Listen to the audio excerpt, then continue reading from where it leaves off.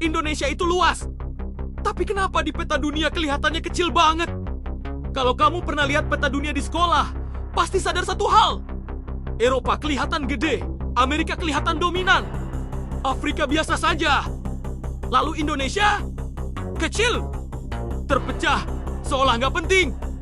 Padahal kalau kita bicara fakta sebenarnya, Indonesia itu salah satu negara terluas di dunia. Ribuan pulau membentang dari Sabang sampai Merauke. Dilintasi garis khatulistiwa, masalahnya bukan Indonesia yang kecil. Masalahnya, cara kita melihat peta. Peta dunia yang selama ini kita lihat bukan cuma alat penunjuk arah, tapi hasil kompromi, kepentingan, dan pilihan manusia ratusan tahun lalu. Dan pilihan itu bikin banyak orang, termasuk kita, salah memahami ukuran, jarak, bahkan pentingnya sebuah wilayah.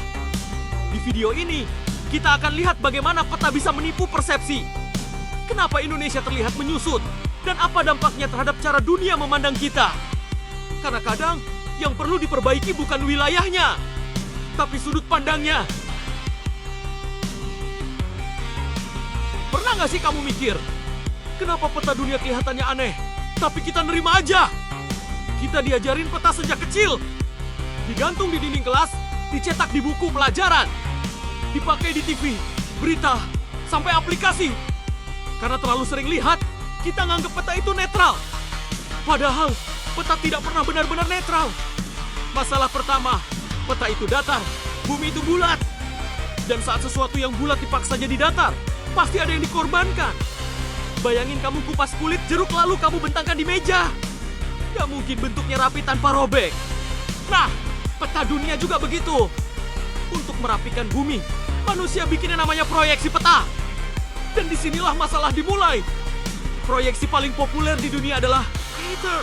Diciptakan ratusan tahun lalu, bukan untuk keadilan ukuran, tapi untuk navigasi kapal Eropa.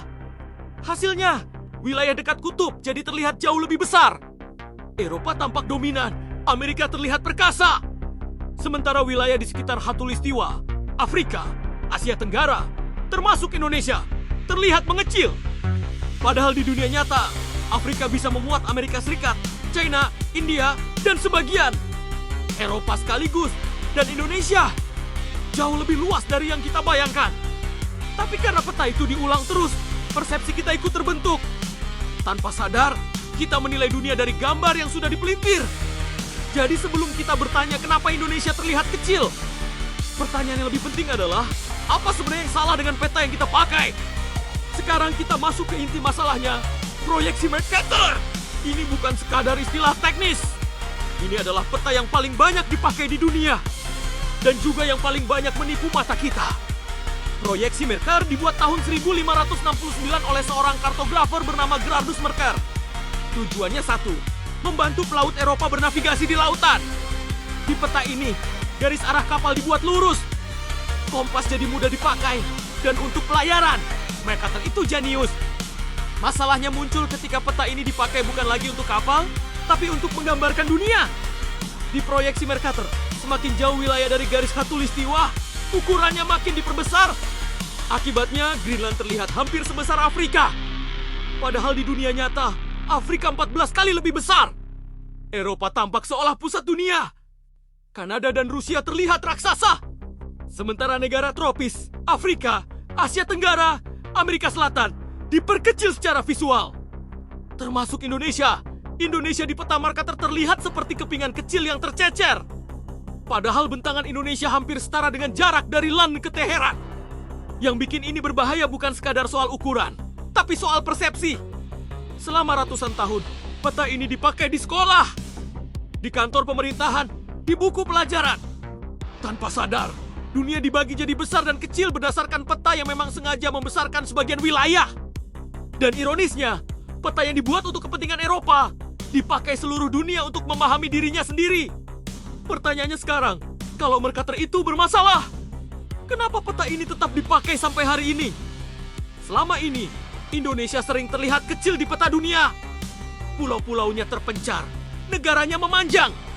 Dan di peta Mercator, Indonesia seperti tidak terlalu penting. Tapi sekarang kita geser cara pandangnya. Mari kita ukur Indonesia bukan dari luas daratan saja, tapi dari bentangan wilayahnya. Dari Sabang sampai Merauke, jarak Indonesia itu sekitar 5.100 km. Biar kebayang, jarak London ke Teheran itu kira sama panjangnya. Atau kalau Indonesia diletakkan di Eropa, ujung baratnya bisa menyentuh Portugal. Dan ujung timurnya sudah lewat Rusia Barat. Dan itu baru satu arah. Indonesia punya lebih dari 17.000 pulau, dengan wilayah laut yang jauh lebih luas dibanding daratannya. Kalau laut Indonesia digabungkan, kita termasuk negara dengan wilayah maritim terbesar di dunia. Artinya apa? Indonesia itu bukan negara kecil. Indonesia itu negara panjang. Negara laut, negara strategis. Kita berada tepat di persimpangan dunia. Samudra Hindia dan Pasifik, Asia dan Australia. Jalur dagang utama sejak ribuan tahun lalu. Tapi karena peta yang kita lihat selama ini, Indonesia terlihat mengecil. Bukan karena wilayahnya kecil, tapi karena cara kita melihatnya salah. Dan ini baru satu contoh. Kalau satu peta saja bisa mengubah cara kita memandang Indonesia, apalagi hal lain yang selama ini kita terima begitu saja tanpa pernah kita pertanyakan. Selama ini kita mengira peta hanya soal bentuk wilayah. Padahal peta adalah cara berpikir. Apa yang terlihat besar dianggap penting. Apa yang terlihat kecil pelan-pelan dianggap sepele. Dan itu bekerja tanpa kita sadari. Ketika Indonesia harus menirus terlihat kecil di peta dunia, tanpa sadar kita ikut mengecilkan diri sendiri. Merasa jauh dari pusat dunia. Merasa bukan pemain utama. Merasa hanya penonton. Padahal faktanya, Indonesia adalah negara kunci. Di jalur perdagangan global, di pertemuan dua samudra, di persilangan budaya dan peradaban. Peta yang salah bisa melahirkan cara pandang yang salah. Di pendidikan, di geopolitik, bahkan dirasa percaya diri sebuah bangsa. Anak-anak tumbuh melihat negaranya tampak kecil, sementara negara lain tampak raksasa. Dan pelan-pelan, narasi itu tertanam. Inilah kenapa memahami peta itu penting. Bukan untuk menghafal nama negara, tapi untuk memahami posisi kita di dunia. Karena kalau cara kita melihat dunia salah, keputusan yang kita ambil juga bisa ikut salah. Peta tidak pernah netral. Ia selalu membawa kepentingan, sudut pandang, dan cerita. Pertanyaannya sekarang bukan lagi peta mana yang benar, tapi peta mana yang membuat kita lebih sadar siapa diri kita sebenarnya. Indonesia bukan berada di pinggir dunia. Indonesia ada di tengahnya, tepat di garis khatulistiwa. Garis imajiner yang membelah bumi menjadi dua bagian yang seimbang. Artinya apa? Indonesia mendapat matahari yang konsisten. Siang dan malam hampir selalu sama. Musim yang relatif stabil, tanah yang subur, laut yang hidup. Sejak ribuan tahun lalu, posisi ini menjadikan Nusantara tempat singgah manusia dari berbagai arah. Pedagang, penjelajah, budaya, ilmu pengetahuan. Indonesia bukan sekadar negara tropis. Indonesia adalah titik temu peradaban. Disinilah timur dan barat bersinggungan. Disinilah jalur laut dunia bertemu. Disinilah cerita manusia berlebes terbentuk. Tapi ironisnya, karena peta yang kita lihat selama ini, Indonesia sering terasa jauh. Seolah di ujung, seolah kecil. Padahal secara posisi, kita justru strategis. Bukan kebetulan, bukan kebanggaan kosong. Ini fakta geografis, Indonesia tidak kecil. Indonesia tidak di pinggir, Indonesia tidak terlambat. Kitalah yang sering lupa melihat diri kita dari sudut yang benar. Dan mungkin sudah waktunya kita berhenti melihat dunia dari peta yang mengecilkan kita. Karena kalau kita mengubah cara melihat peta, kita bisa mulai mengubah cara melihat Indonesia.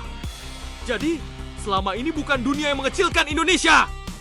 Kitalah yang diajari melihat Indonesia dari peta yang salah. Ketika peta diperbaiki, ketika sudut pandang diubah, kita sadar satu hal penting. Indonesia tidak kecil, tidak di pinggir, dan tidak sekadar pengisi ruang di peta dunia. Posisi kita strategis, sejarah kita panjang, dan peran kita lebih besar dari yang sering kita kira. Kalau video ini bikin kamu melihat Indonesia dengan cara yang berbeda, tekan subscribe. Di channel Aku Peta, kita nggak cuma melihat garis dan warna di peta, tapi membaca makna di baliknya. Like kalau menurut kamu Indonesia sering diremehkan karena peta. Share ke orang yang masih mengira Indonesia itu kecil. Dan tulis di kolom komentar, menurut kamu, apa lagi yang selama ini kita salah pahami tentang Indonesia? Sampai ketemu di video berikutnya. Karena memahami peta adalah langkah pertama memahami dunia dan diri kita sendiri.